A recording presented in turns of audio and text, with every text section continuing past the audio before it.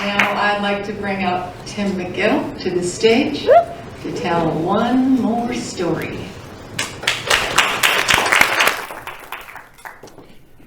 So as a professional summer camp director, yes, that is a thing.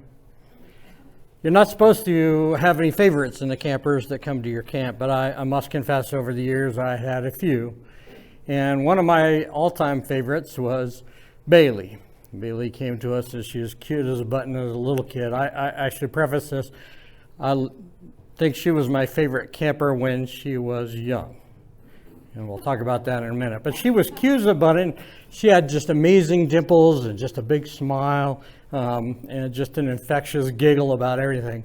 And she's one of those kids that just, really bought into summer camp and the whole summer camp experience. Every good summer camp has got a whole tradition of really stupid summer campfire songs and even dumber, goofier kind of exercises that you do and physical kind of things that go along with each of those each of those songs. So she memorized all that stuff and just bought into every bit of it. And she'd be out there just singing at the top of her lungs and doing all those goofy motions like nobody was watching.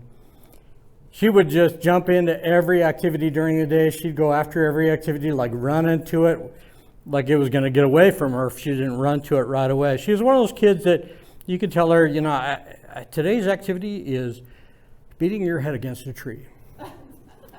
And she'd be one of those kids that say, great, which tree? She just, in short, loved summer camp and everything about it, and she just became our biggest fan and kind of our biggest promoter of summer camp and with all the other kids and even adults. Fast forward about 5 or 6 years, and she's been coming to camp every summer, this camp that my wife and I ran about 20 years ago. So all of us are lined up, all the staff is lined up in the barnyard, which is the middle part of the camp where all the campers come up in the vans and the buses from Phoenix. And out steps Bailey with all the other kids are kind of jostling around. They're all anxious, and we're all very anxious. It's the beginning of summer, so every beginning of summer session is a little anxious for the staff. So she comes out, and this time, though, she is not running out to greet us. This time she comes out very slowly and a little bit more aloof. She had black eyeliner around circling each of her eyes. And she had succumbed to this dreaded disease that every camp director has nightmares about. The disease is called becoming a teenager. So we're all lined up and we see her step off the van, and she's just too cool for any of us anymore. And one of the staff members was looking at, watching this unfold in front of us, knew Bailey for all those summers, and kind of just leans across and says, looks like Bailey is going to be a problem this summer. And sure enough, she was. That wasn't too bad. She got in a little bit of trouble, but for the most part, she was just always looking at the rest of us, rolling her eyes, and just looking at particularly like campfire songs and stuff. We were all too stupid. So that was kind of a shame. She dragged herself to all the activities throughout the summer. And sometimes as a summer camp director, you just got to give them love for it and just pray and hope that some way they're going to come back to you, because it happens with teenagers. Now, I was a camp professional. I earned a master's degree in environmental education administration. I was certified by the American Camp Association. I had very specific, and I and our program staff had very specific activities that were very carefully planned with appropriately developmentally developed outcomes that were going to be achieved on a very specific regimented schedule. We would dole out big gobs of fun, but in very regimented schedules at appropriate times. And as time progressed, you get through the summer, particularly in Arizona. Being a summer camp director is not all fun and games. It is also hot. The days are long. You have literally hundreds of kids that lives are in your hands. You've got about 40 other staff. For me, I had about 100 horses as well. It's a lot of responsibility that kind of weighs on you after a while. You've got risk management, you've got logistics, you've got budgets and spreadsheets. So at the end of the day, one day in the middle of summer, I was dealing with all that, and I was kind of proud of all the, planning that we had been making and all these good schedules. But it was tiresome, and I was tired of the spreadsheets and all that stuff that I had to deal with back at the office. So I was walking across camp to our house that was on the campus, on the far end of campus. And I was tired. I'm walking along in the dusk, and we had a full moon that night, and they were starting to cast some serious shadows across the football field down by our house. And as I'm walking across, I see some shadows in the middle of the football field, and I can't quite make out what they are, but I hear giggling. Now this is the time when all the campers are supposed to be back in their cabin, and I am confident that whoever these kids are out, their counselors are worried about them, and I don't have time for this. This is not something, I could feel the heartburn, coming up in my throat.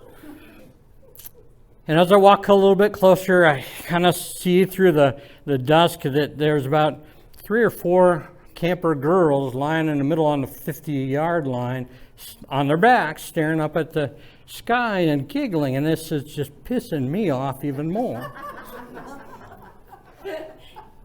So I come walking up on them, and out of the darkness I hear, "Oh, hi, Tim." This made me that much more pissed off, because here I am thinking I'm pretty important here, and my schedules and my spreadsheets and everything else don't really matter much, and it was a very familiar voice. It was Bailey. She was the ringleader of these kids out where they weren't supposed to be at dusk on the football field. So I come walking up, and mind you, I'm looking at them and I go, what is going on? And I noticed that these are girls, they're lying on their back and they're staring up at the sky and they're laughing at clouds that look like different animals. Now this is not a new thing. This is a new thing perhaps discovered by every generation since the beginning of time. But these, mind you, are 15-year-old girls with black eyeliner around their eyes. And these are supposed to be girls that they roll their eyes at anything that smacks of innocence. These are girls that are not, anything that we do like that is just uncool. And here they are, here they lay in the middle of the football field staring up at the sky.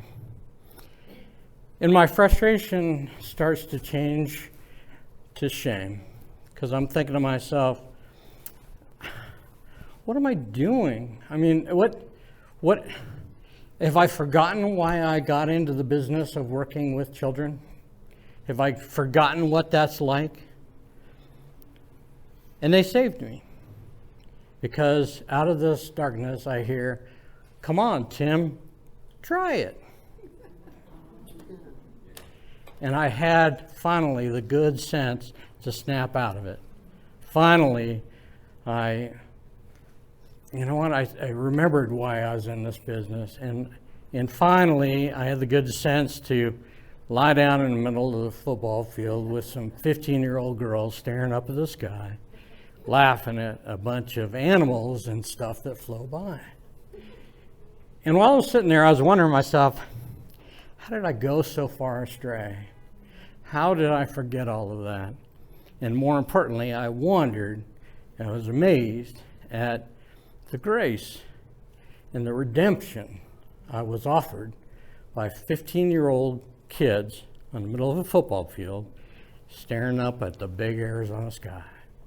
Thank you.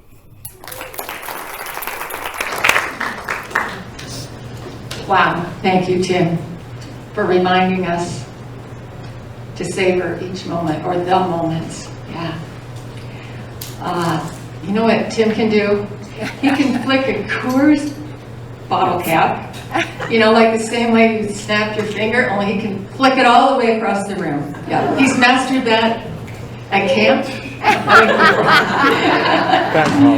His most unusual job, outdoor adventure and equine assisted therapy specialist for trauma affected populations.